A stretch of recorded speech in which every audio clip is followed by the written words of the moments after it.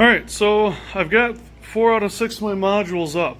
So I'm doing a 6x9. Nice step up from a 4x8, but not a room killer, I don't think. I'm kind of going off this Fox Meadows track plan here. We got a printout of track available from Walters, from Kato. So I'm not going by this actual plan because this is 6x10. I only have 6x9 and I don't feel like adding the extra foot, and I want something a little different. So that's what I'm going to do. So here I've got some different track to start practicing and testing with. So I've got some magnetic uncouplers that I'll put in the track. I'll test with my different equipment to see if that works. I've got 3 different radiuses to test locomotives and equipment on. I've got wiring here so I can get a, 2 or 3 tracks going and power them all. Here I've got the different radiuses. This is 26 and 3/8. This is 24 inch, and then this is 21 and 5/8. So the reason that there's some oddball sizes is because they're actually 550 mils, 610 mils, and 670 mils to the center of the circle, or diameter, because it's Japanese manufacturer, but they've done a nice job converting that over for us. It's a little bit of an odd number, I know, but it's them converting their metric to our inches, so that's actually very kind of them. So here we've got right hand number 6 switch. This is going to be the only kind of switch I use in the layout because it'll handle all the locomotives and all the rolling stock. As some of you might know from previous videos, I'm very familiar with Kato Unitrack. I've had at least a half dozen layouts made with it, anywhere from 4x8 to full basement size layouts. So I'm going to try this since FlexTrack isn't going to give me the results I'm looking for and the time I'm looking for. I don't have a lot of time after work. I work 7 days a week and 10-hour days, so I'm usually pretty busy and I just want to get trains up and running. So I'm going to work on testing this stuff out, and if it works out well, I'm probably going to add the other 2 modules to this, and then I'll get trains up and running. So once I get this set up, I'll shoot another little video. Alright, I wanted to do a little demo for those of you who may have never assembled or worked with Unitrack before, but a lot of the switches that you can buy from Kato are already powered, which is really convenient. So you can look up the instructions online, or you can just kind of pause it right here. Otherwise, I'm going to show you here what we're going to do. I'm going to try to do this one-handed because I don't have a tripod because I'm cheap like that. So we're just going to slide the track together like so, like you would normal sectional track. You want to make sure that those rail, sorry, that was horrible. Make sure those rail joiners are lined up nice and tight there. Then we're going to get our filler pieces here, slide that in just like a piece of pie. Snaps right into place, nice and firm. Then we get our other filler pieces for the side here. And boom, there we go. It even gives us the curved piece to bring this out like so. So I'll snap that into place, or I'll try my best. There we go. And then this guy snaps onto here. Boom, just like that, and you've got a perfect length switch. So let me pause this real quick. So I just wanted to point out something here. If you're working on Kato Unitrack and you want to use these number 6 switches, here's a good note to have. So if you want just the switch itself without any of the additional pieces for like a crossover or whatnot, you're looking at about 9 3/4 of an inch. Just a hair more, probably be something exact in millimeters. And if you want the ballasted part with the fork coming out here, these 2 additional pieces, you're looking at 13.5 inches right there. Now if you take these additional 2 pieces to make a parallel track, you're looking at 19 3/8 inches. And that's just to the end of the road bed. That does not include the snap. So to put in one number 6 switch with all of its bits is going to be 19 3/8 inches. So just a little side note for you guys. Alright, so I'm going to go over a couple of things here with the layout. Just a little bit of progress I've gotten tonight. So you can see I've got some track down. It's not fastened or glued or anything. It's just track that's on a tabletop. This is not the plan. This is nothing. But it feels good because I can put power to it and I can run trains if I want. So I just want to touch on a couple of things before I'm done. I do like that with Kato Unitrack. You can put it down, test, rip it up, put it someplace else if you don't like the way it turned out.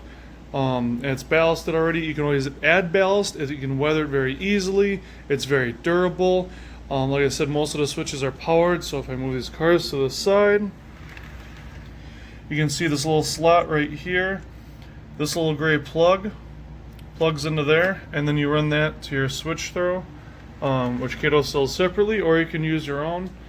If you want more interest or more information on Kato Unitrack, feel free to search on Facebook Kato Unitrack under Facebook groups. You'll see one of my groups that does very well. Kato is much bigger in N scale than HO, but it is a fine product nonetheless. I just want to cover these switch or this magnetic uncoupler real quick, and then we'll be done.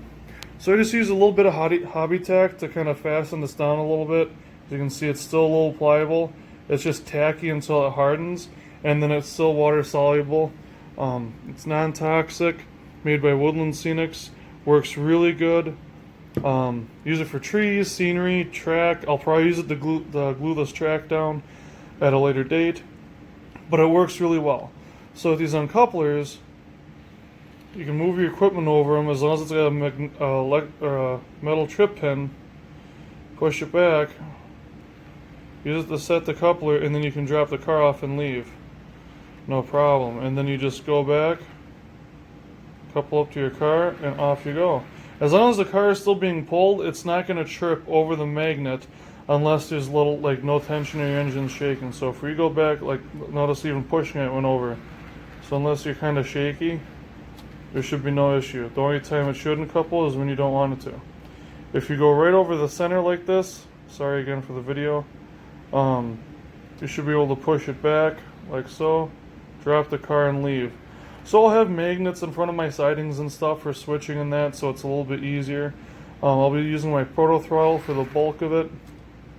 This is a Walthers cylindrical hopper that I put Genesis trucks on, and then that's an Athearn bulkhead with Genesis trucks on it. Both with Katy semi-scale couplers, I think number 58s. I like the semi-scale look. I like the roller bearing look. Or the working roller bearing look. Once the trucks are weathered, I think they'll stand out a lot more, just detail wise. And then I thought about going through and painting the trip pins black with a silver tip so they kind of look like air hoses, since most of my equipment does not have that. So, and another thing, for those of you looking at the Rapido cars, these actually do take these radiuses very well. We'll see what happens when you actually put power to it and pull it with the locomotive instead of with your hand. But they take both the inner radius, which is a 21 5/8, and the center radius, which I believe is 20. Let's see, it takes 21 5/8, and it takes 24. So it's doing pretty good for those cars. At the hobby shop, they've got the world's greatest hobby track pack, and it worked on that too, and that's 18-inch radius, so that is awesome. Stay tuned for more information. Once I get the other modules up and figure out exactly where this layout's going to go in my condo, I'll definitely have more track down. I'll have a full loop then, even if it's just running trains in circles. At least it's something, and get an industry or two set up.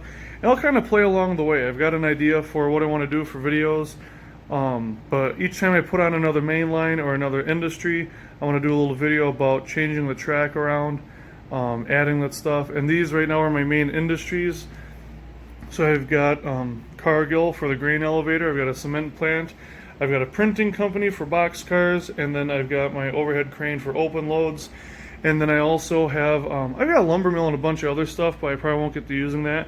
And I do want to have a small intermodal section, so at least enough for a couple of 89-foot flat cars and a 5-unit well car to fit in the length. So I'll probably go along against like one of the corners or something, just like a little 2 or 3 track yard, enough to swap out a train. I would like a triple track main line, but we'll see what happens. Otherwise it might be a single track main that goes twice around with a change in elevation or something, but we'll see. This isn't going to be a huge layout, but it will definitely be bigger than a 4x8 with a lot more scenery on it. If you like my Black River Junction videos, I think you're really going to love this. There's going to be some inspiration from that. And again, with the Kato Unitrack, this is going to go much more quickly than if I had to sit there and ballast it or hand lay the track. Which does add a very personal touch, especially hand laying. I've got the fixtures for it, I just don't have the time. So I don't know if I'm going to sell them yet or not, but they are Fast Tracks number 6 crossover fixtures. So if you're interested in those, hit me up. I have no idea on the price yet. But I'm going to watch some movies here with dinner and see if I can get this powered up and fired up. Take care.